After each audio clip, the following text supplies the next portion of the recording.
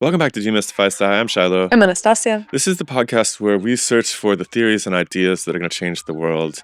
And one of the most popular topics that we explore in the theory space circles around the interpretation of mathematical physics. But in some sense, we are traditionally quite critical of mathematical physics in that it often seems to separate from physical reality in a way that just seems unproductive, if not downright irrational to us. Well, another realm where this seems to be happening is in economics. And economics might seem like a very far off abstraction to your daily lives. You know, what does this mean? Equations that govern the money supply and rates of exchange. But the truth of the matter is that economics governs so much of our daily lives, whether it's the cost of the goods at the grocery store, whether it's our decision to buy a house or move to the city versus living in the country. It can even affect our decision to have children, and that's really, really crazy. So economics is the master lever, in some sense, by which governments and banks can control the future trajectory of civilization. And what's really relevant here is, just like mathematical physics, many economists that we've been talking to have pointed to the fact that the theory that is popular today, which is supposed to be predictive of the way that the economy is going to unfold in the future, and therefore governs our decision making, that theory does not have predictive power. It does not match the empirical record of what it promises to do.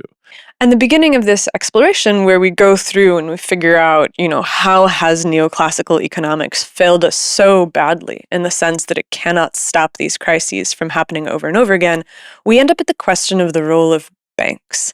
Everybody kind of knows that banks are important. They figure somewhere, they create credit, but there's also this question of just how strongly do they figure in the entire model?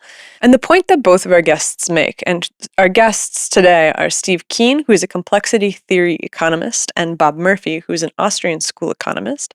The point that both of them make is the fact that banks actually play an enormously central role in the way that the economy functions, and that role is completely absent from all neoclassical theories.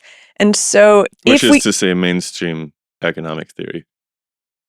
And if we can't fix that, then we're never going to actually be able to change how the economy works towards something that is more functional. So the first part of the discussion, which is this podcast you're listening to right now, is going to circle around the story of how this happened. The second part, we will get into each of the two's proposed solution sets for how to make it right in the future. Since what we do is we collect theories, there is something that I'm really excited to tell you about, which is paradigm drift. We spend all month collecting the names of theorists, and then once a month we sit down and we record a game show where theorists get 60 seconds to present their idea about how something works. This will probably go out after the last paradigm drift of 2025. And so if you are interested in getting involved, just look at the link in the description for paradigm drift, and that website will have all the information about when the next one is and how to sign up and all of the rules that we have for what a good theory actually looks like. If you really enjoy the podcast and you want to support us, I would strongly encourage you to come over to patreon.com/DemystifySci. You can support us for just 75 cents a week, and by doing that, you ensure that we can continue increasing the quality of this podcast year over year over year. We do not want to constantly just be sitting in our living room talking to a little teleprompter that is 10 feet away. We want to be able to record these conversations in person. We want to be able to host regular live events. And the only way that we are going to be able to do that without stooping to selling weird green gambling kings advertisements is if you come over to patreon.com and you support the podcast. In return, you get to meet with us every week on Sunday mornings. For an hour, we get together and we conduct what is one of the coolest experiments on the internet, which is how do we get a large group of people together on a regular basis to talk about complex ideas? It's been really amazing. And so if you sign up to the Patreon, that's probably the coolest thing that you get. But you also get the episodes early before the rest of the hoi polloi. So come over to patreon.com today. If you object to Patreon, or you are already a patron, there are other ways that you can support the project. We are selling hoodies, we are selling t-shirts, We make all of our own designs because we are both artists and scientists. And so if you need a sweater and you need a t-shirt or you need Christmas gifts, consider coming down to the store shelf and checking that out. If you've been listening to the podcast for a little while, you probably also recognize that we spend a lot of time playing music. It turns out to be a very healthy offset to the highly analytical world that we find ourselves in most of the time. And we're super proud to have finished our first record as a band. It's called Everything Is So Good Here. And in all honesty, you probably know somebody who has a record player, and you might not realize that you could be supporting the project and ensuring that we make more records like this by picking up a copy of this at the same place where you find t-shirts and hoodies and all that stuff. I know that most of you probably don't have vinyl record players, and that is okay. Our family just visited us and discovered that they don't even have like a set of speakers in their house, so that's fine. However, I guarantee you that there's somebody in your life that likes records. And if you want to be really cool this holiday season, you can buy them a Secretary of Nature record and send it to them, and they will enjoy it. Even if they don't have a vinyl record player, they can just put it on their wall. It's kind of a cool piece of art. And if you want to sample the merchandise before you purchase it, we are going to play you a little snippet as we lead into today's conversation. And if you absolutely must stick in the digital realm, you can purchase the record over at Bandcamp in its digital format, and we will appreciate that as well. So enjoy this little clip from the record and enjoy the conversation, part 1, with Bob Murphy and Steve Keen about what went wrong in mainstream economics.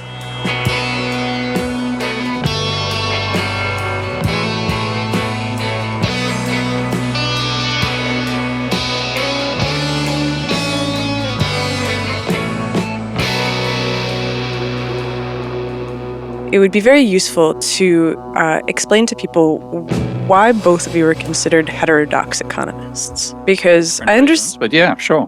Right. So it's like, for me, I was looking at this and, I understand that modern monetary theory is considered heterodox because it's kind of, it's advocating for kind of an extreme perspective towards how much money the government can inject into the economy. But an Austrian economist to me seems a funny thing to be heterodox because it's hard to imagine the Austrians ever being heterodox about anything. And so I wonder if both of you could kind of give a little bit of a brief overview of what it means for each of you to be a heterodox economist in different ways. Okay. You want to go first, Steve?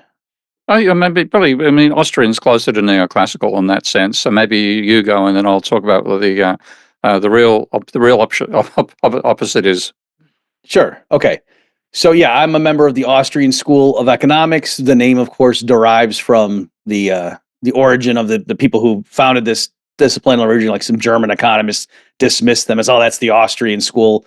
Karl Menger was the founder in 1871 with his Grundsätze, which we translate as Principles of Economics. So that's what we mean by the Austrian school and where it came from. What the Austrians did historically was Menger was one of the pioneers in the so-called marginal revolution that overturned the old classical cost or labor theory of value to say, no, the way, from first principles, you explain the market exchange value of goods out there is through the subjective utility that they give to the individual. And, there's all sorts of principles and a framework for how you would go through that step by step. So nowadays, just to cut to the chase, the reason if you're going on the job market and you're applying to places, and that if you're an Austrian, you might look at places that want someone who's heterodox, is that there's a sense in which the neoclassical mainstream, the economics that came to dominate the profession, from the 40s onward, that they would say, oh yeah, the Austrian school is no longer in the mainstream. That's what the big boys, the established group would say. They say, yeah, they had some important contributions. Anything good that they said, we've incorporated into our mathematical models, but the Austrians are kind of quaint and obsolete. Like if you go read their journals, there's not a bunch of equations. It's just a bunch of, looks like you're reading philosophy or something. So they're not scientific. That they were useful as, when economics was in its infancy, but now we've moved beyond that. We're rigorous and technocrats like the physicists, and we want to be like them. And everyone knows that that's what a real scientist is. And so that's the sense partly. But then also the Austrians, last thing I'll say on this is they tend to be very opposed to government intervention in the economy and in money and banking. And so a lot of standard economists would say, oh yeah, the Austrians, they're not even like following the science. They have their ideological, hang-ups, and it's almost like a religion to them. They're almost like they've sometimes referred to us like, oh, they're scholastic. Okay, in that sense. So anyway, that's the sense in which someone say that Austrians are heterodox and that they're not in the current mainstream. And so they're sort of off on the side saying, oh, the way you guys are doing it at MIT and Harvard, that's wrong. But what are the specifics of the ways in which the Austrians think that MIT and Harvard are doing it wrong? Okay, sure. So again, I'll try to keep it brief, and then if you want me to unpack it, just let me know. So a huge divide is the Austrians are very much opposed to Keynesian demand side management, right? So just give you one concrete example. So like a typical recession in a modern market economy, the Keynesian will probably say, oh, that's due to a lack of aggregate demand. Like that, we can talk about why is that the case, but right now, what's the issue? The private market left to its own devices is not doing enough consumer and investment spending so that businesses with that amount of revenue coming in will provide aggregate employment. And so we need, first the central bank can cut interest rates. That will try to goose investment spending, or consumers might borrow more and go to buy consumer goods. But if that's not enough, if interest rates get down to zero, then we're in a liquidity trap. And so we need the federal, the central government to run a fiscal deficit to make up that slack, to get enough total spending to provide employment. The Austrians say, no, that is the exact wrong approach, that what you're doing is actually sowing the seeds for the next crisis. And the Austrians would say, in a normal market economy left to its own devices, prices help coordinate things. The interest rate serves a vital role in ensuring that production activities over time mesh with what the consumers want, like their levels of impatience or willingness to defer satisfaction. And if the banking system, egged on by the central bank, if there is a central bank in the country, if they push interest rates down to artificially low levels, thinking they're helping by stimulating demand or providing liquidity to get out of like a slump, all that's giving the wrong signal, and then entrepreneurs invest in longer term projects than the households are really willing to save for. And that just causes this mismatch, and you might get this temporary period of apparent prosperity, but it's an unsustainable boom. And so in the Austrian view, the reason you have busts periodically is because of the preceding boom period, and the only way you get out of that is to stop doing that. And you got to just go ahead and suffer the consequences of that bust, hit rock bottom. If people need to get laid off, it's because they were going to the wrong jobs, that they should have been going somewhere else. And yeah, it's painful, but blame the people who just started pumping money into the economy that wasn't backed up by real savings. So that's one example of like a real important difference. And you guys call this like credit-driven malinvestment, is that correct? Yeah, that would be a way to describe it. So yeah, it's credit expansion is the term that Austrians in the tradition of Ludwig von Mises refer to when banks make more loans even though there hasn't been more genuine saving by the households. Nice. All right. So let's hear from Steve. What makes Steve one more thing I'd the like heterodox to economist elaborate on before I talk about the post-Keynesian school is the attitude that Austrians have to equilibrium. Bob, can you fill that in? Okay, but I mean, there's lots of different ones. So I should probably say as a caveat with all this, as with any, just like if you grab some Marxist and said, what do Marxists believe? He could give you 19 different subgenres. So same thing here. There's different, school, sort of like the people that one type of Austrian hates the most are the other Austrian who agrees with them on 99% of the things, right? So that happens here just like in religion and elsewhere, right? Yeah, so it's very common human phenomenon. So anyway, let me just disclose. So I'm coming from like Mises. Most anyone today who calls themselves Austrian, likes Mises, and Hayek is another famous one. The branch that I'm in and that I've identified with is the one via Murray Rothbard, and in particular later on we were talking about money and banking. Rothbard was a staunch 100% reservist when it came to that. So, but other Austrians are okay with fractional reserve banking as long as the government doesn't subsidize it and distort it, they would say. Okay. But as far as equilibrium, well, I should probably say one other thing too, in terms of like just methodologically, the Austrians are very skeptical of mathematical models of human behavior. And they say there's a lot that gets swept under the rug. And so the Austrians, especially in the tradition of Ludwig von Mises, they say you have to start with axioms and you logically deduce things. When you're talking about like the principles of economics or basic economic law, that they say that's more analogous to geometry than it is to chemistry or physics. And so that's another reason that the mainstream are like, are you guys nuts? You sound like a bunch of monks. What is this? This is crazy. We're doing science over here. Right. So that's, again, and we can get into that if you want, but that's one of the things they'll do. I want to be clear. They're not afraid of using numbers and things like that, but in terms of like just the basic principles of economic theory, they think that there's this core logic that you develop just by thinking through implications, and then you deploy that to real world data. So as far as equilibrium, that Austrians in general would say that one of the main differences between like standard mainstream economists and Austrians on something like antitrust and like, oh, gee, is this market competitive or not? Or are there like oligopolists or things?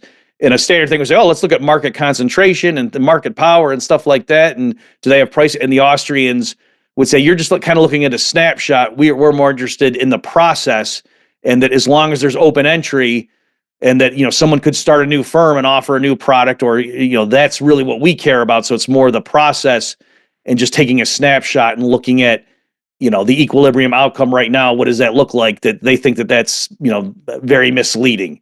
And what does this word equilibrium mean in this context? We're probably used to it more from a scientific standpoint, like a bunch of reaction reagents, balancing each other out in terms of having run their course. What does this mean?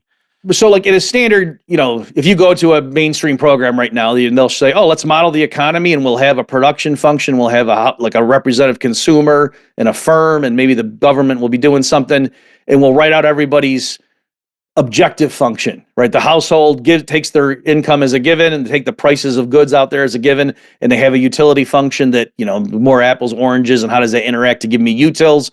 You want to maximize that subject to a constraint, and it's a calculus problem.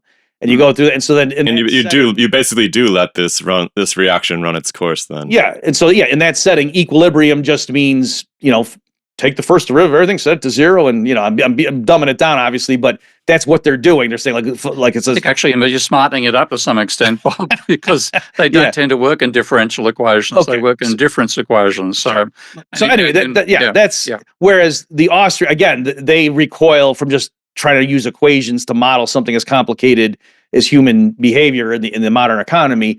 But also too, the Austrians would say, yes, there's like tendencies towards equilibration, but that there's always new shocks hitting the system, new things coming. So the economy is never, quote, in equilibrium. And that a lot of how the mainstream works is they're studying various equilibria states and commenting upon, the social welfare properties of them. And the Austrians say, no, if you're ignoring the mechanism or the process by which we approach equilibrium and just look at the end state, like you're missing where all the action is. I see. And if you're taking the reason you bring up the first derivative is because if you're just looking at some momentary implied rate of change, you might be missing the bigger picture, I guess is what you're trying to get at. Well, in fact, this is like this. I wanted Bob to elaborate on that, because there are ways in which my approach to economics, which is largely called post-Keynesian economics, but I also would call myself a complexity theorist. There are areas where we overlap with the Austrians in the sense that we all say that capitalism is not an equilibrium system. It's just insane to model it as if it's an equilibrium. But at the other extreme is the post-Keynesians would do mathematical modeling, and I'm probably one of the leading ones that develops mathematical techniques in the post-Keynesian literature, but it's completely different to the mathematics of the neoclassicals, which is dominated by the belief that either everything happens in equilibrium, or if you get disturbed from what they call an exogenous shock, you'll return again to it. And we just say that's crazy. In the same sort of attitude the Austrians have towards this obsessive focus on equilibrium by the neoclassical school. Can I just say something real fast, Steve? Yeah, mate, go for it. And tell me if you think this is fair, but this might, help the listeners too. To a first approximation, it's like the big guns at MIT and Harvard and such. They're saying, oh, we have all these. Look at how smart we are, all these mathematical tools and everything, and these DSGE models and so forth, dynamic, stochastic, general equilibrium.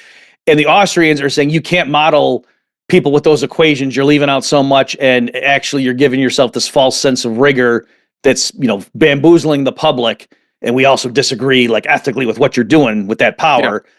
And you can't use math to model people. And then there are like Benoit Mandelbrot and like Nassim Taleb and guys like Steve here who are saying, you guys aren't even good at math. Like if you're going to do it, use better math at least. And so it's like, Can we check in on, would you both agree that the empirical record defends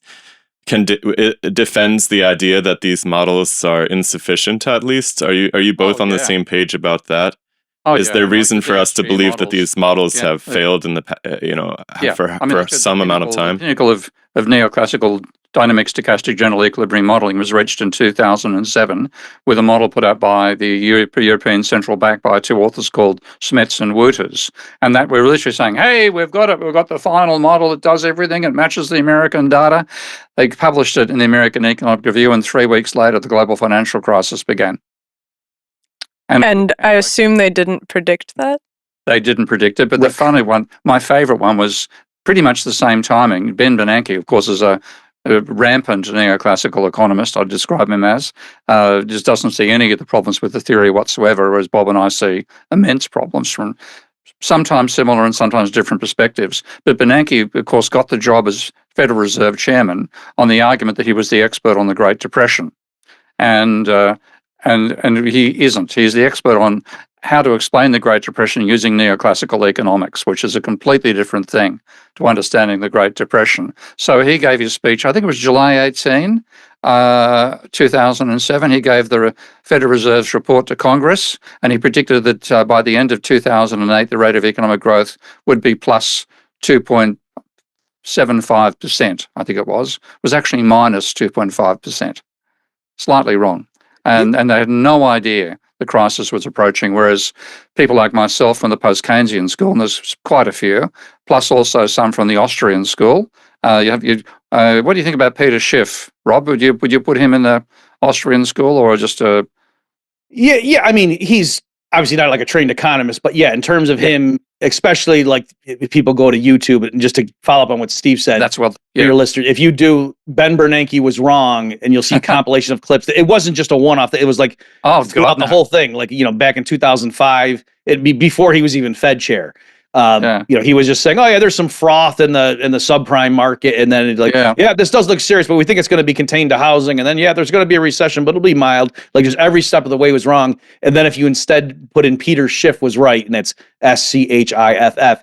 He was he's like an investment guy, but he was on like CNBC and stuff talking about housing's overvalued, and people were literally laughing in his face. 2005, 2000, and he was very sympathetic to the Austrian school. Can we roll this back? Was there exactly a similar argument? The crisis is obviously coming, and the Federal Reserve's doing not only bugger all about it, they're going to make it worse. So there are ways in which the Austrians and post-Keynesians overlap, even though our analytic foundations are completely different. Can we say there was a point at which it was successful? Was there a Keynesian high watermark at some point, or is this always Keynesian? Don't call it Keynesian. This is, I think Bob would agree with this one as well. It's Samuelsonian. What is called Keynesian economics was developed by Paul Samuelson in his PhD thesis in the 1940s. I think he was an engineer by training, I'm not sure, but he did his PhD in economics, and he used basically engineering style mathematics, but it was the engineering of mechanical systems. Was he successful in making predictions about the next year or 10 years? Anything but. He had one. So I'll agree with Steve that I can go read Keynes. It's funny. A lot of people say, Keynes is his 1936 general theory that, was the starting point of what we now think of as the Keynesian revolution. And I was always warned that, it's incomprehensible. I kept turning the page, like, when does it get incomprehensible? I totally got what he's saying. He was a very, I don't even object to calling him brilliant. because I hate a lot of what he spawned, of course, but so I can read that. But then yes, people took that, and Paul Samuelson was the leader of. He was very good at math compared to the other economists of his day, and he was the one more than anybody else that took economics and said, to make this rigorous, we got to go ahead and do it this way, and we have axioms, and we prove literally proving theorems in the thing that had this patina of relationship to the economy and government policy and stuff like that.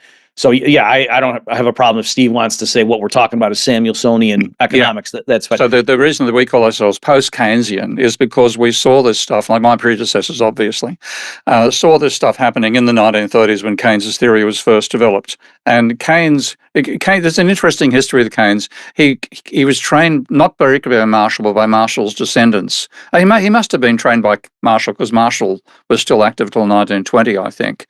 But he had a Marshallian foundation, but broke away from it very early.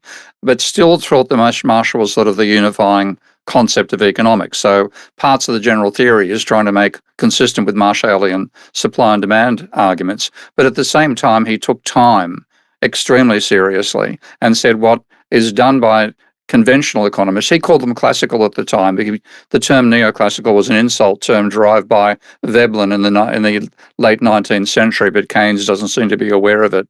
So what he called classical, we actually would call neoclassical today. And he had said at one stage, and you'd love some of the literature in Keynes, both of you and Bob, he said, I accuse the classical economic theory of being one of those pretty polite techniques designed for a well-panelled boardroom, which tries to deal with the present by abstracting from the fact we know very little about the future. Okay, so basically it seems... uncertainty, and that's very similar to Austrian work as well. So it seems like the complaint is that, is Keynesian... So, we have a bunch of different terms here. We have Keynesian, we have Samuelsonian, we have classical, and we have neoclassical. Yeah. They all seem to be pointing at the same thing, but basically, like, people are you're splitting them up because what Bob is saying is he's like, okay, well, actually, Keynes had some really good ideas, and then this other guy comes along. He basically turns it all into the study of quantities and mathematizes it through this like deep engineering lens, and that creates this patina of certainty that is now used in perpetuity, where economists say we have these really specific quantitative models. Those quantitative models contain everything within them that lets us understand economics, and we will just apply them ad nauseum. But over and over again, it turns out that the application of these highly quantitative models proves disastrous. But it's popular because they sound smart, and they must be useful to, like, who, the bankers or somebody? It's a weird one. I mean, like Bob and I, I've got to say, by the way, Bob's one of the nicest blokes I know in economics. We disagree on philosophy, but an easy chat, as you can see right now. But there's such animosity that develops inside schools of thought within economics. And I think it comes down to the fact that you don't have those definitive experiments you get in physics, where you can say, the Maxwellian idea doesn't fit the blackbody radiation problem and so on. So we don't get those definitive contradictory elements to previous theories. So theories like, that doesn't totally make sense to me, because if there's a guy who's... I'm so excited blackbody radiation made it into this conversation. Just saw Shiloh's ears freak out massively. It's a real struggle. Anybody outside, and particularly people coming from science. But no, I don't understand this, because you have a guy who, like you said, is on record. You're like, Ben Bernanke was wrong. And over again, he is making predictions, and those predictions prove false. Like, what more do you need? They must be useful to somebody. No, it's actually, I think the fact that economists are useless is why they have such influence. Okay? Because that's what I'm saying. If you took away all the economists on the planet, including me, I believe the economy would work better. Okay. If you took away all the engineers on the planet, including you guys, there would be we'd be throwing rocks at lions still. Okay, so there's a way in which engineering is absolutely essential for the world in which we live. But economic theory is not essential for the economy to operate. The economy would exist if there were no economists. Engineering would exist if there were no engineers. So the fact that they're not important, they're not necessary, means they can get locked into their own little debate cabals and have immense influence while having no knowledge, not no knowledge necessarily, but not being required to construct the thing they're advising you how to manage. It already Interesting. exists. Bob, do you agree with that take? Can I just respond to like you guys made a lot of good points there. I'll try to be succinct here. So you said, oh, he must be useful to someone, right? The people in power who want the public not to revolt against this crazy system, right? So like if he had come out and said, oh yeah, the housing market's going to hell, the financial system's on the verge of collapsing, that wouldn't have been good. The people wouldn't want him saying that, right? Now, to be clear, I'm not saying he knew that night when he went to bed, he didn't. Oh yeah, we're on the verge of a global collapse. But I'm just saying it does serve a role to have these, priests coming forward and blessing things and saying, oh yeah, we're in charge. Don't worry about it. We're just as rigorous as they put satellites up in space. We can build an atomic bomb, and we can, we know what happened in the Great Depression. That won't happen again. That's literally exactly what he said. Ben Bernanke, said that. There was it was the early 2000s, and there was a 90th birthday party for Milton Friedman. And Ben Bernanke was there. He wasn't Fed chair at the time, but he was, the board of governors or something. Yeah. And he's, Friedman's sitting there, everyone's, giving praise to him.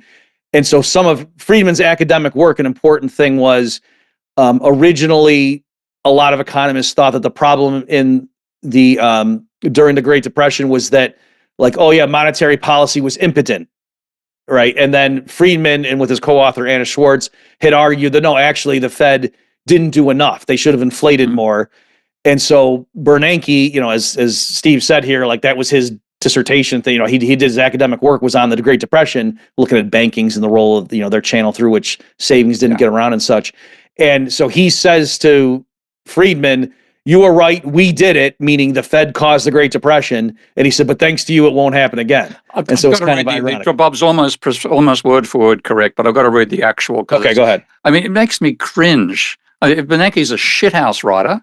Let's put it, it'd be boring as batshit. But this is the most obsequious twaddle I think I've read in my history of being a critic of economics. Let me end my talk by abusing slightly my status as an official representative of the Federal Reserve. I'd like to say to Milton and Anna, regarding the Great Depression, you're right, we did it, we're very sorry, but thanks to you, we won't do it again. How many years later did it happen? This is what, in less than 5 years later, they did it again. And also, guys, I should be clear too. You had asked about the labels and things. So what's going on here is just like, in religion, like, oh, today if someone calls themselves a Calvinist, that doesn't, you could, if you went and read John Calvin, there'd be a lot of nuance in there. That's not what we mean. Oh, the 5 points of Calvinism, or, you know what I mean? Like, you take, somebody who was very influential and had followers, then that gets distilled down into some bullet points. And then, it's not necessarily the case that what the label applied to that tradition is actually encompasses all things. So yes, like people reading Keynes, there was a lot about the open-endedness of the future and uncertainty and time and ignorance, and different people latched onto different elements of that. And so, like John Hicks and Paul Samuelson took Keynes and just made it in this very mechanical, the term they sometimes use is hydraulic Keynesianism. To say it's just some levers. That's insulting. John, I'll stop you on that one, mate. With hydraulic Keynesianism was applied to Phillips, where there was a far greater human being than anybody we've discussed so far. But what they did, the point is saying that John Hicks reinterpreted Keynes in a mechanical way and gave us what's called the ISLM model for macroeconomics, which stands for investment, savings, liquidity, money. That's very correct. And in fact, that paper is what led to the rise of the post-Keynesian school, because what Hicks did, and again, Bob's quite right here, there's all this stuff about uncertainty and time and not knowing the future and how But Steve, hold on. Bob was making kind of a larger point, I think, about some of the topics that we had brought up, and I'm worried that we're heading off kind of on a tangent. That's the Hicks school is where we broke away and said, like the post-Keynesians said, that's not Keynes, that's Walrasian. You're actually dragging Keynes back into the envelope he's trying to escape from. So we said we're the true successors of Keynes are the post-Keynesians, and we are probably even angrier about neoclassicals than the Austrians are. In terms of you both being aligned against the mainstream numbers, like let's say just math wheel spinning economists who fail to make predictions that are useful. I really want to understand who benefits from a financial collapse or from nobody understanding what the true levers of the economy are. Like Bob very briefly mentioned, and Steve agreed that, well, it serves the people in power. I want it to be perhaps more clear for people who are listening why in the world anybody in power would benefit from economic unpredictability or chaos or just a bad science of economics in general.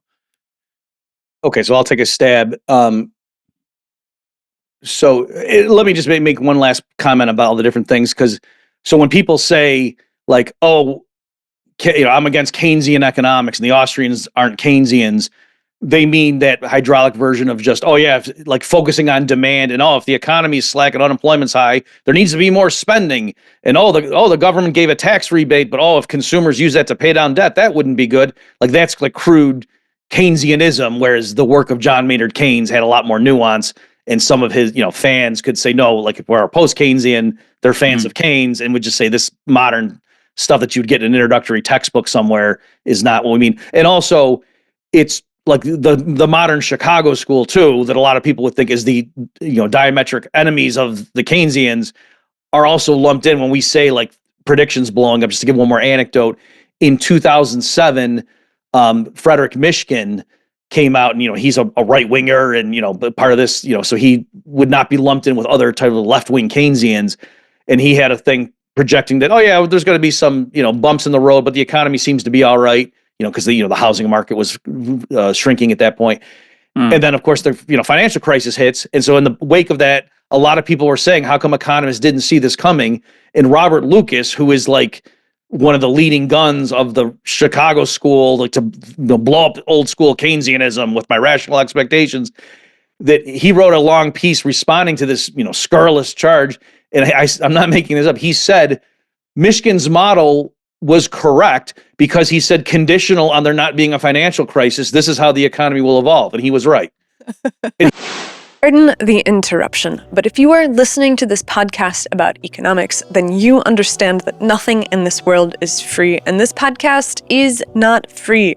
We want to be able to put all of our time into it, and in order for that to be a possibility, we need your help. And so come over to patreon.com/DemystifySci and sign up to support the podcast for just 75 cents a week. Then you can live with the sweet satisfaction of knowing that you have seen something beautiful in the world, and you have supported it, and you have not depended upon these faulty economic systems to be the ones that drive our success. I'll see you there. He wasn't making a joke. He was dead serious. And I was like, well, yeah. That's great. Yep, if there's not going to be a financial crisis, you predicted. So, and another thing, guys, just so you understand, is, like empirical scientists to understand, the Chicago guys would say stuff like, and again, I'm not putting words in their mouth. Well, yeah, I mean, if you think about it, if people ahead of time knew that the economy was going to crash, then everybody would have sold their stocks then. Like if people in 2007 knew a crisis was coming a year later, they would have sold then, and that would have pulled the crisis forward. So that's why you can't predict crises. And in fact, the fact that the crisis took everyone by surprise, including us, confirmed our theories. So they were saying that proves how right we are. I'm not putting words in their mouth. They literally said that. Yeah, so I'm just showing you that's part. Who does this serve, Bob? Like who's benefiting from this? Like you can't get inside people's heads, but part of what's going on here, what I meant when I said that is, I definitely think powerful interests like having a printing press at their disposal. They like having a central bank they can steer towards politically favored projects. And then the Austrians would say, given that the government has that thing at its disposal, you're going to cause boom bust cycles. So it's not necessarily that they want there to be recessions every 5 years or something, but the point is they like having that at their disposal. And then what do they do? Oh, and when there is a crash, well, we're going to bail out our buddies and say, well, we got to buy mortgage-backed securities because we can't let the credit market seize up. They're not rescuing individual homeowners. That would be socialism. We're not socialists, but we got to, buy mortgage-backed. So that's what I. So mean. It's kind of a sneaky centralized management of the economy in some sense. Yes, and maybe an analog. I don't know if this takes us too far afield, but like you say, who benefits from war? Well, but defense contractors and stuff. Now, if they could just get their money and not have to kill people occasionally, maybe they would take that. But I'm just saying it's a similar kind of thing that there's lots of powerful people benefiting from this system as it's set up. And then occasionally, I would say, because they can't control it and there really are laws of economics that they can't defy, that does cause the business cycle, among other things. What about the central bankers themselves? They're a boring bunch of batshits. Do they benefit from these economic crises? See, having been an academic economist for 30 years of my life, like working in a university department, what I found is that it's not who benefits that matters, it's who believes. Okay? And when you learn neoclassical theory, or Austrian or Marxian, not post-Keynesian so much, I'll explain why, but when you learn one of those, you get a religious attitude towards the nature of capitalism. And that becomes part of how you define who you are. So Marxists believe capitalism's got to collapse into socialism because of what they call the tendency for the rate of profit to fall. That's religious. And if you come along like I did and say the tendency to rate of profit to fall is false because it relies upon the labor theory of value, which is false, rather than saying, oh, yes, you pointed the logic out there, that's quite right, terribly sorry, we'll correct our logic. They say, you keep your dirty hands off our tendency for the rate of profit to fall. Because they think that's their belief about how the world is going to change. Neoclassicals, on the other hand, believe capitalism is not quite a perfect system, but close to perfect, because it maximizes utility, it minimizes costs, it makes sure people receive their marginal products where they're getting paid what they're worth, and it becomes a religious defense of a social system. And they identify with that, and they see themselves as, they don't know that they are, but they behave like zealots. They want to convert everybody to believe their theories, and they believe that if we actually implement the model that they believe in, capitalism will work better. Now, we've had 50 years of them being in charge, pretty much from the 1970s. So I think the public is realizing these things don't quite work out the way they are, but this belief still comes back and they continue believing it. I think that Shiloh is pointing to something, which is when he asks, like, is it the bankers who benefit? It's like, the person who's standing on stage and is saying, there's some froth in the mortgage-backed securities, probably knows what's underneath that statement, and so has made decisions on a personal level that have protected them, right? No. Like, there's no way that Bernanke knows what's happening inside of these bond markets and is just not making any kinds of decisions for his own personal financial gain. Like, there's just no way. Like, what are we talking about? You reckon? I'm sorry. The people lose their shirts. So Irving Fisher was a staunch neoclassical economist in the late 1800s to 1929. Okay, fully believed the whole thing. And he advised, part of his theory about what he did was he took the supply and demand theory that applies to spot markets in commodities, or is applied to, I don't think it does apply, but it is applied to them. He took that and put it into finance. Now in finance, when you buy something in finance, you don't get it straight away, or if you do get it straight away, you've got to pay for it over time. So you can't avoid the time dimension to the finance markets. And the way that Fisher coped with trying to move this equilibrium spot market theory for commodities to the finance market, he made two little assumptions. One is that the market's always in equilibrium, and with equilibrium respect to every interval of time. That's a quote.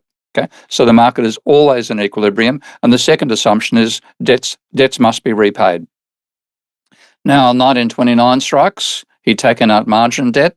Okay, he thought the stock market was sane and rational, and he was wiped out. The only reason he didn't go bankrupt was he had his wife's sister was rich and paid his debts and then forgave him those debts on her deathbed. So he suffered very, very badly from his beliefs, and that's why he was just flipped quite radically from being a neoclassical to effectively a post-Keynesian before post-Keynesians existed. So they don't benefit, really. But as far as I understand it... Have you heard of the Black-Scholes? Well, hold on. But as far as I understand it, Ben Bernanke, after the 2008 housing crisis, did not suddenly become a devotee of a different economic theory. Oh, no, he stuck to the religion, yeah. Okay, so that to me says that that's a person who did not suffer immensely from the consequences of their belief. But he didn't. But that's what I'm saying. So it's like, yeah, they don't have skin in the game. Because if you point to Irving Fisher and you're like, Irving Fisher had these beliefs and he was proven so deeply wrong that it literally rearranged his consciousness. Exactly. Okay, great. But you point to Ben Bernanke, who stands in front of the world and says that something is going to work out, it doesn't work out. And on the other side of it, if he's not rearranging his belief systems, it literally means that he did not have a transformative experience that causes him to rearrange it, which means that he did not suffer the consequences of his belief. Like, how else could that work? Like, not argue. They don't suffer the consequences of their beliefs. And so that's what I'm saying. It doesn't change. And so doesn't that imply that if they're not suffering the consequences of their beliefs, that there's some kind of disconnect between what they say publicly and what they're practicing internally? Like, just from first principles. Like, I know that we can avoid saying this about Ben Bernanke because it's like slander or libel or defamation. They have the belief that they don't have, if they had skin in the game like Fisher did, then that could be a radically transformative experience. And it was for Fisher. But others, like if you know they're called the Black-Scholes options pricing model, that led to the formation of a firm called Long-Term Capital Management, which went for incredible levels of profit and crashed and almost brought the financial sector down with it. And you don't hear anything from those people these days. They didn't say we got it wrong. So there's a tendency to stick to your beliefs, even though they might be falsified by experience. And economics is rife with that. There's also the fact that some of these guys on these central bank committees are academics and they might be in love with theory and stuff, but some of them are just rich people who are just making money, right? Some of these people are just bankers straight up. They just have a long storied career of maybe even intergenerationally as bankers. And I just don't think it's a disinterested party that's sitting at the hands of this lever. At the end of the day, they might not be the public-facing personalities. They usually kick that to the academics, it seems like Bernanke or something like that. Yeah, can I chime in on this? So 2 points. So one is, right, it's not like Ben Bernanke now can't get a speaking engagement anywhere. No one seeks it. But like people will say, it's a good thing we had him at the helm when this global financial crisis hit, because he was an expert in the Great Depression, and it would have been worse than the 30s had he not been at the helm, right? So there's that element where it's like, oh, it's a good thing he was there. Yeah. And then also, but in terms of like, to give one element of why I don't just think he's, is a true believer, and because the world's so complicated, it's hard to falsify your beliefs in the social sciences, because, for example, based on his work, there were a lot of guys at another school of thought I'll throw you, it's called the market monetarists, and they were very surprised. So in the what was it? November of 2008, right? So a month October of 2008, September is when Lehman goes down and AIG and all that. The next month, the Fed began this new program. It already had statutory authority to do it, but they pulled it forward to accelerate it, where they started paying interest on reserves. Yeah. And so up till then, if commercial banks kept the reserves parked with the Fed, they didn't earn any interest on it. Whereas now the Fed, it was a modest, it was like 25 basis points, but there was a new thing. And there were a lot of right of center, market-oriented economists who were very surprised by that. And they said, Ben Bernanke's own academic work shows that right now the problem is the Fed's being too tight, right? Like that's what Friedman taught us, that the Fed was too tight in the Great Depression. So now, since we're on the cusp of another Great Depression, unless the Fed does the right thing, why is the guy who's there, whose academic papers say we need to promote, lending right now, why would they pay the banks to keep the reserves parked at the Fed rather than lending them out to people? That doesn't make any sense. And to me, it made sense because that's giving money, that's a subsidy to the banks. Yeah. Right? And so who needed to be recapitalized at then? Because they made bad bets on housing and derivatives and whatnot. And so now the Fed just accelerates this program, just starts saying, no, keep your money parked with us. You're going to have a bunch of reserves because we're buying all these mortgage-backed securities and treasuries with QE, and we're going to pay you interest directly on them, whereas before that wouldn't have happened. And so now there's a way for the banks to just start making billions of dollars. So to me, it wasn't that shocking to say, how come when he was an academic, he was saying one thing, but then when he gets put in there, and the Federal Reserve is literally owned by the banks, like literally there are shareholders in it, and then when he's there, he does a policy that seems to not be what his academic work would have suggested, that gives billions of dollars to the bankers. That's weird. So yeah, it really seems like the bankers are the dark matter of economics to me. They're sort of the ether of economics. They're not necessarily part of all of these equations and stuff, but they seem to play a huge motivational piece of the puzzle. I missed the beginning of what you said there. So. Yeah, I just feel like the bankers are kind of the dark matter or the ether of economics. They're sort of in the background at all times and not totally present in the models, but we know that they're really important in motivating a lot of what you said there was the key point, that literally in a lot of like if you go to get a PhD in economics in major programs, the workhorse starting models, there are no banks. The guy I just mentioned, Scott Sumner, is proud of the fact that there's no banks in his model because he said that's an extraneous detail. Why complicate the model when we can get, all the actions happening, with the money supply and blah, blah, blah. So it is amazing that, Steve and I disagree about banking and whatever, but at least we agree if you're trying to model the economy, banks should be involved. You've got to have banking in there. You've got to have banks and debt and money in the models, and the models of money. And that the question you asked earlier, I mean, there's a beautiful statement. It is, if you have to say benefits from this, it's the financial sector, because it gives a cover for them in which they've made an absolute fortune, and they've turned the economy from being an industrial system to a financial system, and their power is immense. I talk now not about the military-industrial complex, although that obviously still exists, but the financial-political complex. And most politicians spend most of their time talking to bankers, and their bankers are much wealthier than the politicians, for a while at least. So there's a belief, a pandering to the financial sector. They've got immense power out of this, and that's their behaviour which has been mischaracterised by the models of money that the neoclassicals use, which are used to explain why they don't put money or banks or debt into their macro models. And that comes back to the money multiplier model. Because Bob did mention earlier, why didn't they lend out the reserves? Well, that's the thing we're going to be inspired this discussion between us, showing that the model of banks lending out reserves doesn't work. But that's what they taught. And economists don't want to change the model, because if they admit that banks create money in a different way and that it does matter macroeconomically, they've got to revise everything. And they're not about to do that. It's a bit like expecting Christians to admit that Mary wasn't a virgin. It's a bit too hard for them to make the change, so they stick with the belief system despite numerous contradictions of it. So, Bob, do you agree with the characterization of this complex shifting to be this financial political complex? Like, do you think that is a fair assessment of what's happening to the financial system and why economists have such a hard time actually proposing models that work? Yeah, and I should probably stress too that it's not that everybody goes to bed at night and like twirls their mustache and ha ha ha, we're bamboozling the public. There's no guys with like big canvas bags with dollar signs on them. And certainly I don't think that they're all actually closet Austrians and know that I'm right. And, no, they genuinely think let alone closet post-Keynesians. Right. They genuinely think that, I'm an idiot or whatever. My model's crazy or my approach is crazy.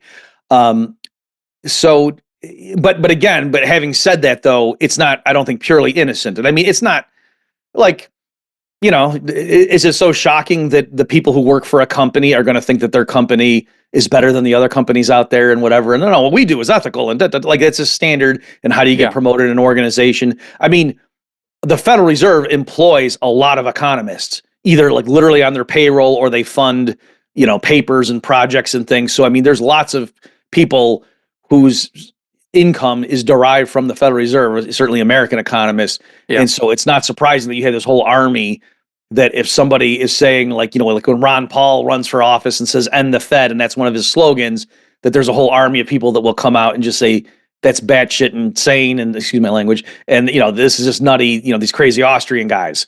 So there is that element of territoriality and whatnot. But again, I agree with Steve. The problem these differences can persist for generations is there's no controlled experiments. So we can still disagree about what happened in the 30s, or like even something more recent where you can say we have better data. The Obama stimulus package, just to give you a real quick anecdote, so Obama gets elected, comes in, I think I had these numbers right, but I might be a little bit off, but the spirit of this is true. I think the unemployment rate in January of when Obama comes in was in the 7% range. This is after the financial crisis, and we're going into the so-called Great Recession. And Christina Romer and Jared Bernstein were the Council of Economic Advisors, chair and vice chair, and they had this paper making the case for what we call the Obama stimulus package, the Economic Recovery Act or whatever it was called. And so they said, right now, unemployment 7% and change. If we do nothing and just leave the market to its own devices, unemployment might get as high as 9%. But if we go ahead and pass this, we'll contain the damage. Unemployment will still track up, but we'll contain it to 8% and change. So let's go ahead and pass. So they did pass it, and unemployment broke 10%. So Austrians and other, libertarian types who were objecting to that said, see, but the Keynesians in favor of that, they just said, whoa, the economy was in worse shape than we realized. It's a good thing we passed that. So there's no way, to only do it, you'd have to have a time machine and go back and just do it without it and to see. So ex post, you can't know, because with their theories, they think they helped, and our theories are saying, you made it worse. So yeah, it's very hard to get. You can't go back and reproduce an experiment and see which theory fits it. And that's the total difference to the sciences, because once the black body radiation problem was discovered, then it was permanent, and you can still reproduce that experiment today. Therefore, if your theory... We have disappointing things to tell you about black body radiation, but we can... There are many more black body radiation problems to come down the pipe. Yeah, as bad as the first. Okay. Anyway, anomalies in science lead to revolutions, and revolutions overthrow the previous way of thinking. And the revolutionaries tend to be young students who aren't committed to the existing theory. If you read Planck's scientific autobiography, he makes specifically that point. He says that change doesn't come about by persuading somebody who believes an existing paradigm to change their mind. It comes about because new students come in who are open to the new paradigm, and when the old professors have to retire or they die, they get replaced and generational change occurs. That doesn't happen in economics. What you get instead is schisms. So we go through an event, like the Great Depression, and you get the mainstream just plows on regardless, virtually, takes in some things from Keynes, but basically continues on, whereas the post-Keynesians get formed at one extreme, and another extreme, Austrians, the post-Keynesians or Neoclassicals turn into Austrians. So what you get is schisms, and the schisms then compete with each other over time. And that's what makes economics so hard for people to understand, because of these rival schools of thought that talk past each other in the same way that, for example, the Ptolemaic astronomy talked past the Copernican. But Ptolemy's now a relic. Okay, nobody believes the Ptolemaic theory anymore. But there are plenty of people who still believe the Labour theory of value, for example. We have some people we should introduce you to. So as you're talking, there's something that I'm thinking of, which is that we still use Ptolemy's insane system of star magnitude, but that's a different matter altogether. The brightness factor. So there's something about this that feels very organic, right? Because what are we talking about? We're talking about the growth of an economic system.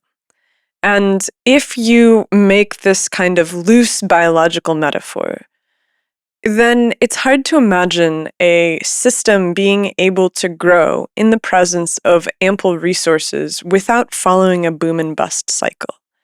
So I guess my question here is it naive to expect there to be an economic theory that could prevent boom and bust cycles, given that this seems to be some kind of fundamental biological reality where all organisms follow boom and bust? Yeah. Are we just asking something of economics that's impossible to offer? Go, Steve? Yeah, my approach is that capitalism is inherently cyclical. Equilibrium does not apply. The dynamics are far from equilibrium. You need to understand those far from equilibrium dynamics, and the tools of complex systems analysis let us do that these days. In general, the post-Keynesian school is much more comfortable with the idea that cycles are endogenous, so the system generates its own cycles, whereas the neoclassicals basically believe the system returns to equilibrium after a shock, and that's what their models basically have. All the business cycles are exogenous shocks to a stable system. And the Austrians, I think, Bob can flesh me out here, but they would be taking the same tendency to equilibrium exists, just that the creative side of capitalism is what capitalists do away from equilibrium, and that's what explains evolution and growth and change over time. So, but the neoclassicals basically believe capitalism is an equilibrium system. And if you do a word count of the use of the word equilibrium... But that's insane. That's just crazy. Yeah, like that. Okay. But let's so Can I basically, give my response to your yes, question first, please, and then you please. can tell me if it's insane. So yeah, the standard Austrian view of that is to say, in any given year, let's say, like, entrepreneurs start new businesses, people say, oh, I'm going to open a Thai restaurant on this corner, I think it's going to be great, and it might pan out and it might not. And so at any given time there's going to be unemployment, right? That people at any given moment are going to be either just because they don't like their current job, or the place went out of business and they get laid off. And so that is not indicative of a failure of capitalism. They would just say that's healthy. That's what you would expect. If if you want to get rid of unemployment, you got to have central planning. Like in the old Soviet Union, everyone had a job, but it wasn't doing its economic function, right? People went to where they were told to go, and that was it. And so, no unemployment, but then you don't necessarily have the tie between, are you doing what's in society's interest? Okay, so that's the idea, that if you have freedom to open up new businesses and people can choose where they work and whatever, you're going to have frictional unemployment. But the question was, though, but why does there seem to be these cycles? Why does it seem that it's not just every once in a while X% of the businesses go under? Why do they seem to be lumped together? And how come there's these periods of like euphoria where it seems like every business is doing great at the same time and everyone's outbidding workers to get them to come there? It seems there's this general boom and then a bust, and it seems like just the mere fact that occasionally people make forecasting errors, why should they all be clumped together like that? And the Austrians, again, have an explanation for why they think that's the case. So it's true. They're saying if everyone did what the Austrians recommend, they're not saying unemployment would be zero and no business would ever go under, but they're saying you wouldn't see these magnitudes. Now, there might be smaller cycles caused if there's crop failures or whatever, an earthquake or whatever. But what we mean by the business cycle, Austrians think, is at least greatly exacerbated by these other factors. And you think that the interest rates are the primary lever still? Is that correct?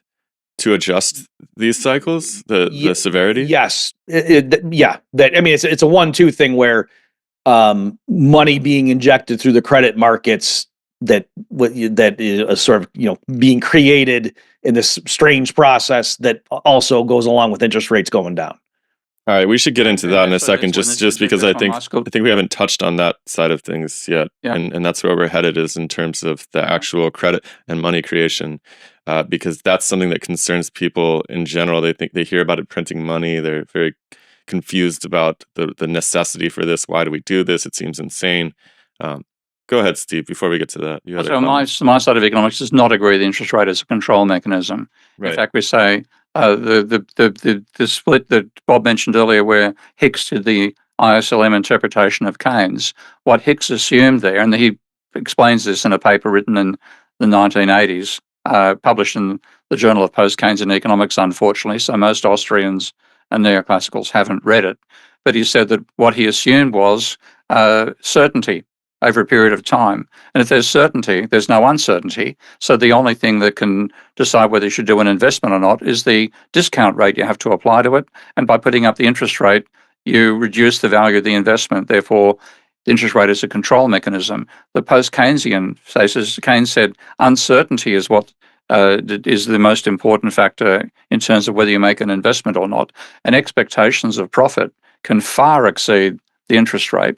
So you cannot fine-tune an economy using interest rate, nor is there such a thing as a natural rate of interest. Whereas the Austrian argument is there is such a thing. It's fundamentally the equilibrium of the money market. And the reason we have cycles in the Austrian point of view to some extent is they think that they call them Keynesian economists, they're actually neoclassical economists, said interest rates too low, which sets off a boom. And then when the bust occurs, you get a boom bust cycle out of the interest rate being set at the wrong level by the Federal Reserve. Be better off getting out of the way, let the market set the interest rate, then you get the natural rate, you'd have smaller fluctuations, you still have fluctuations. That, I think, is the Austrian position. The post-Keynesian is, it's not about the price, it's about the volume and the role of credit in causing aggregate demand and income. And that's left out of the Austrian perspective to some extent. It's certainly left out of the neoclassical, but they also leave out the accumulation of private debt. And that's the main thing that I think I've contributed to the literature, is showing the importance of the accumulation of private debt. And these crises are caused by a private debt boom-bust cycle, not by so much by what's done to the interest rate by the Federal Reserve. Okay. Well, so Let's get Bob to respond to that. Yeah. Yeah. I mean, there's some shots fired there. So, Oh, is that a fair representation of the Austrian position? It's not wrong. I mean, I would add more nuance that it's true, especially, I mean, I probably even would have done that. Like if you heard me do a radio interview or something like on talk radio in 2009, I might have just said literally what Steve said that the Austrian view was. But yeah, and that's why I said it's sort of a 1-2 thing where it's not merely the interest rate, it's that it could even happen even without a central bank, right? So Mises, like the Austrian explanation of the financial crises that happened in the U.S. before 1913 would involve this theory, even though the Fed didn't exist yet, right? Yeah. So the idea, and again, this is specifically a Rothbardian take, but I think it's consistent with what Mises said, is that the banking system as such, if they can engage in what's called fractional reserve banking, and I know we can get into this, is what we're going to be arguing about, but in this view, that there's a sense in which banks create money by making loans, and the Austrians in this tradition say something's screwy there, and it's not that the households have saved that, and so by doing that, and how do they move the extra volume of loans? They got to lower the rate, other things equal. So that's the connection between lower interest rates, and then yes, the business people doing their calculations, saying, "Oh, I want to build an apartment complex, and I got to borrow $10 million, and then I think I'm going to get a flow of net income over time from tenants. Is it profitable? Should I start this project?" Well, the discount rate you use on those cash flows is very important to that decision.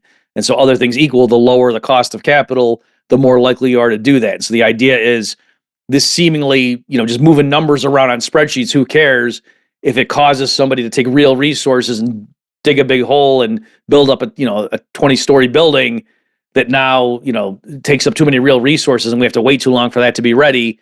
That's a problem. So that's what leads to the crisis down the road. So that's kind of the connection so it's not just the interest rate.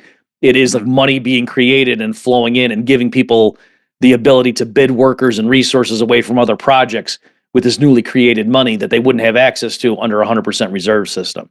Can I just take a stab at explaining this money creation thing for just a non-money person, non-financial, non-economist? And you guys can correct me if I'm wrong about this, because I just want to make sure that everybody who's following, we have a lot of just science people probably listening right now who want to learn more about this. And what you're basically saying is that when any bank really makes a loan, that they're not just taking deposits from other people at the bank and handing them out to the person they grant the loan to. They're only backing up some portion of that loan with real deposits, right? This is the fractional reserve piece of the puzzle, right? And so by basically double lending, you have added money into the system for projects out in the real world that didn't exist previously. That's the money creation element of this. Am I on the right track here? Yeah. Let me I know, Steve, this is like where we're getting into the thing. We got to tread very carefully, and let's make sure we're precise. So I'll take a stab, Steve, and then obviously. So yes, you're exactly right. Now, so here I'm going to try to be conciliatory to Steve.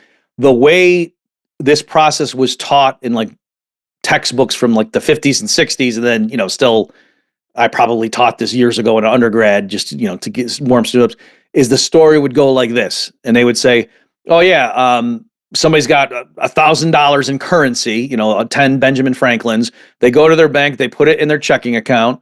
The bank takes it, they put it in the vault, and then they credit. And now this guy's walking around town. If he puts his ATM, his card in the ATM, checks balance, I got $1,000 that Bank of America says they owe, that's mine. It's there." But then, somebody, Jim comes along and wants to borrow money from the bank, and they take out 900 of those pieces of paper, or 9 of those pieces of $100 bills, and give it to him as a loan. And so, there's a sense in which the money supply just went up 900, and now that is not how it happens, right? And so I agree with Steve and the other critics that are like, the way economists teach this is so nutty, this fractional reserve bank. That's true. So literally what happens is just, if the guy does come and give them the 10 bills and he puts in the vault and they credit him, and then this other guy wants to borrow 900, they just go ahead and grant it to him. So now his checking account went up 900, and that's just a bookkeeping entry. So they did create 900, but it's not that they went and took it out of the vault and handed it to the guy. Yeah. So but completely, Robin, but this is actually a great thing for me, because normally I find I'm voting with somebody who believes that they do actually lend out. Well, right. So that's why I'm saying I know. But let me.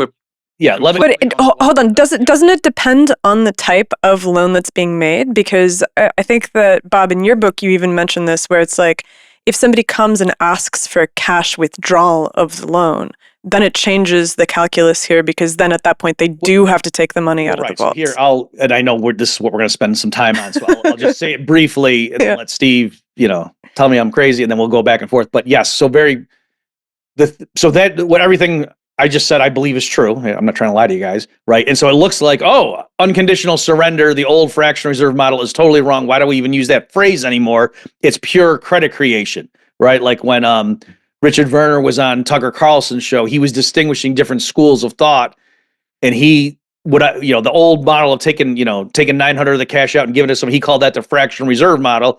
He said that's wrong. What the right theory is pure credit creation, and it looks like I just endorsed that. But I would say no. Some people, at least, I think, run too far with that, because they say, actually, like, let's say legally there's a 10% reserve limit. The bank can just look at how much money is in the vault and then just have people have 10 times as much as that.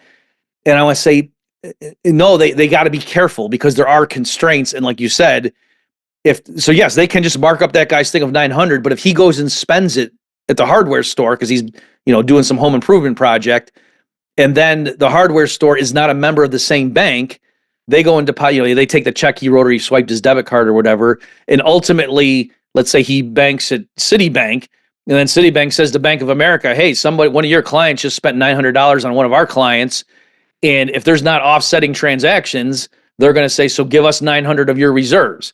Now, they don't need to go in the vault and take it. It could be like, on deposit with the Fed, so this all gets real complicated. But in principle, the point is they have to be careful. Their reserves can get drained out to other banks, and so they can't just give someone $1 trillion loan and mark it up and say, hey, because the fractional reserve model is obsolete. It's just stuff on spreadsheets. I want to put a pin in this, and maybe say something that I hope that we can come back to, which is the model that you are describing creates a massive incentive for every bank to be as big as humanly possible. Because then they don't actually have to transfer reserves, because the likelihoods. Okay. That's irrelevant. I mean, the reserves. What you have an actual structure of the financial system. And then you have theories about why the structure exists. Okay, and the theories can look at the actual structure and come up with all sorts of crazy reasons as to why things are done, and that certainly applies to the whole bank settlement system. Now, I've got a slight personal background. My father was the Commonwealth Bank's person on the settlement account in Australia. Okay, so my dad this is his day job. I don't totally know what that day job would be. Can you explain that? He was involved in settling all the accounts back in the days when it was cash and checks. Okay? And so it was I think at 4:00 every day, whatever, you go off to a meeting, they'd do a netting out, and then they do the transfers. So there's a huge mechanical system, much more electronic these days, obviously, in terms of exchange settlements. And what would frequently happen, for example, is that if you had a bank which had low reserves, okay, less than it needed for the loan, then actually they had enough for the loan, but they then are running low in terms of the reserve ratio, and they made somebody transfer money, say from Washington Bank to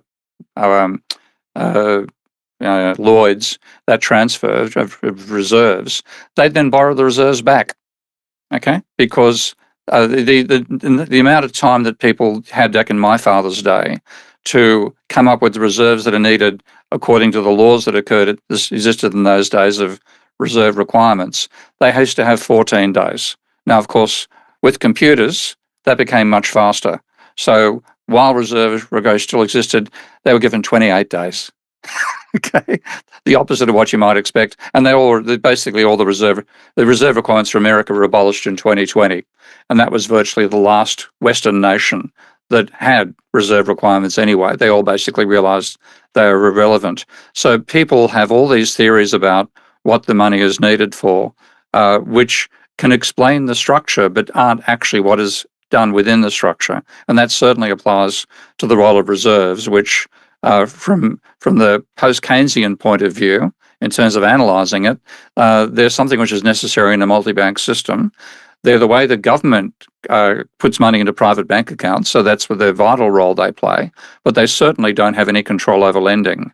And if you imagine that banks say, oh, look at the cash, we haven't got enough on the ATMs now, we better not make a loan. You imagine the cash management person going down to the loan department saying, hey, everybody, we're running low on money in the ATM, so please stop lending. You know what the people on the lending floor would say? Get off our floor, mate. It's the credit people who run the banks, not the cash management people. So the idea that the cash controls the lending, I think, is just, again, another naive attempt to interpret a structure that people know exists but don't actually have a proper understanding of how it functions. Okay, let's zoom out a little bit. Can I come back? Can I address what you said too? About, you said there'd be this tendency for the banks to get big. So the Rothbardian take on that is to say, right, because I think where you were going with that is that in my story, at least, the issue was, yeah, you could go ahead and grant, paper credit to somebody, and he's walking around thinking he's got $900 in his account now. But the danger is, the reason you want to be cautious is because if he spends with another, whereas if that hardware store owner that he swipes his card is also, I think I said Bank of America was the first bank, is a Bank of America client, then there's no danger of a cash or of reserve leakage, because it's just on Bank of America's books. They just say, oh, we debit this guy's account 900 and then credit this guy's, and it's the same. We're just moving money. And so you're right, there would be this thing, and you might say, so wouldn't the banks all merge with each other then? Would they have a tendency to say, hey, instead of us, but they could also just have an agreement and just say, what, you know what I mean? So it'd be equivalent. And then the difference is, in practice, what if some banks are more conservative than others? Well, then they wouldn't want to throw in their lot with them. And so you're not wrong, but I'm just saying, by the same token, for the reasons they might want to merge with each other so that they would avoid reserve drainage, they also could just have agreements that, like, hey, if your customer happened to romp a bunch, just we'll be good for it, and then we'll make more loans the next month and kind of settle it. You know what I mean? We'll all inflate together. And so the Rothbardian view, is the last thing I'll say here, is the Rothbardian view is very cynical of central banks, and they'll say, yes, left to its just a genuine free market that allows this kind of activity legally, there'd be natural constraints, because again, like, some banks would be more conservative than others, and then the one that was like too aggressive in making loans and having too low of a reserve ratio, its reserves would over time get drained to the other more conservative one. So there's one check. And then even if all the banks formed a cartel and said, let's just all inflate together, and we'll just have offsetting debits and credits, and it'd be fine through clearinghouse, somebody else could start a new bank and have, so if they all have 2% reserve ratio, somebody else could start a new bank with 90% reserve ratio, and all their reserves would get drawn to that new guy. And so Rothbard's cynicism is say, think about what central banks do, and government regulation of banking in general, is it's very hard to open up a new bank. Like, it's not like opening up a pizza shop. To open up a bank takes a lot of capital, all kinds of regulatory requirements. So they keep newcomers out. They set a uniform reserve ratio back, when they had that. And what is a central bank's chief role? Go look it up at their website. Go look at the debates. It's to be a lender of last resort. So Rothbard's saying is, if they do still, with all these benefits, get caught with their pants down and their short reserves, the central bank's job is to come in and give them reserves and lend it to them. So in Rothbard's view, that he's saying, if you're coming from the Austrian view that this is a naughty practice that's causing the boom-bust cycle, don't blame capitalism, Rothbard would say, for spawning this. This is all, like, left to its own devices, the market would contain it, and the central bank comes in and by its very nature knocks down all the checks that the market would have to fractional reserve banking. And the argument of the post-Keynesians is this was the 19th century, was full of bank crises. Basically every 9 or 10 years, there was a major bank crisis. It had nothing to do with the Federal Reserve, nothing to do with the reserve system, generally speaking. It's just the boom and bust cycle of a capitalist economy. And the banking system feeds into that boom and bust cycle.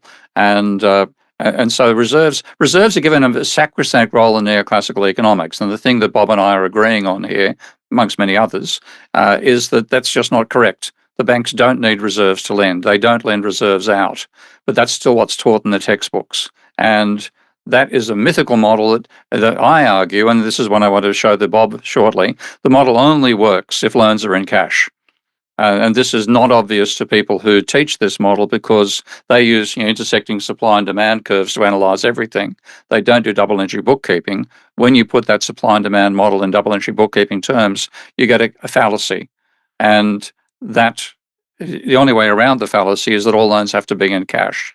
Now, that means, of course, the money multiplier model isn't relevant to the modern, it may be relevant to the 19th century to some extent, but it's been irrelevant ever since the mid-20th century at the latest. And these models are just false. And they're there. What they end up doing is justifying neoclassicals, not including the banking sector in their models of the macroeconomy, when the banks have an enormous impact upon the macroeconomy. So we're saying you really throw this childish model out, throw this accountingly false model out. Let's teach the real world, which, as Bob said, is loans create deposits, and look at what the mechanical implications that will have for reserves at some points and bonds and everything else in the system. But the primary determinant is bank loans create deposits, and that's what gives you the financial foundation of the instability of a capitalist economy. Okay, I think that this is a really good place to maybe put a little pin in it for a few minutes, because from here, I want to lay out, why is this question of reserves so important? Where you guys agree, Which is not, but still, yeah. Where you guys agree and where you guys Seems disagree. There's like some disagreements on the constraints, on the depth of reserves necessary, but overall, both seem to be proponents of the ability of the banks to solve these economic problems. Yeah, and I also hear Bob kind of like hinting at like abolish the Fed maybe a little bit, or like the fact that we could. That's all for the first part of our conversation with Bob Murphy and Steve Keen. If you want to find out more about how fractional reserve banking is completely misunderstood, what the actual way to understand the role of the banks in the financial system is, and what the proposed solutions are to our constant cycle of economic boom and bust, come back for part 2 of the conversation in the next couple of weeks. See you there.